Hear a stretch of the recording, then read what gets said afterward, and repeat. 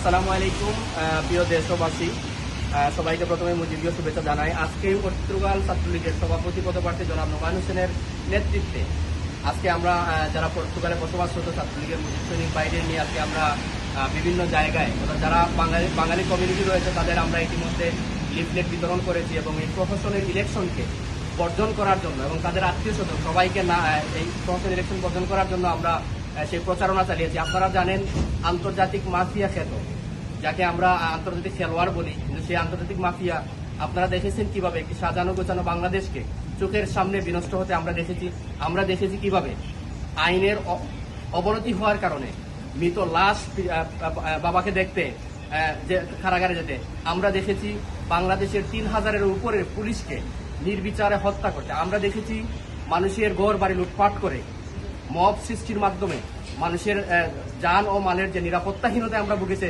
সেই অশান্তময় বাংলাদেশ আমরা দেখেছি উন্নয়নশীলে একটি দেশ যখন উন্নয়নশীল হতে চলেছে ঠিক সেই সময় মেটিকুলাস ডিজাইনের মাধ্যমে এদেশের সুশীল ক্ষেত তাদের ব্যবহার করে ছাত্র সমাজকে রাস্তায় নামিয়ে অনেক মায়ের ফুল খানি হতে আমরা দেখেছি। কাজেই এই দেশকে রক্ষা করতে ৭১-এর সেই মুক্তিযুদ্ধের সেই হাতিয়ার আবার গর্জে তুলতে আমরা ঐক্যবদ্ধ। আপনারা জানেন আগামী 12ই ফেব্রুয়ারি যে ইলেকশন হতে যাচ্ছে সেটা প্রশাসনের ইলেকশন এবং সেই ইলেকশনে যদি আপনারা যান না গেলে একটি মানে ভালো হবে, সেটা হচ্ছে যদি আপনারা না যান তাহলে তারা আন্তর্জাতিক মিডিয়াগুলোতে দেখাতে পারবে না, ভোট শূন্যতা থাকবে। কাজেই আত্মীয় স্বজন দেশে যারা এই মুহূর্তে অবস্থান করেছেন সবার প্রতি আমার উদাত্ত আহ্বান থাকবে, অবশ্যই আপনারা ভোট বর্জন করবেন।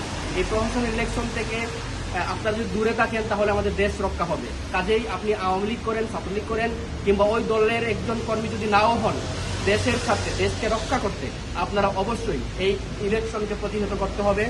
সেই প্রত্যাশা ব্যক্ত করে আমি আমার বক্তব্য শেষ করছি। বিপ্লব চিরজীবী হোক, জয় বাংলা, জয় বঙ্গবন্ধু।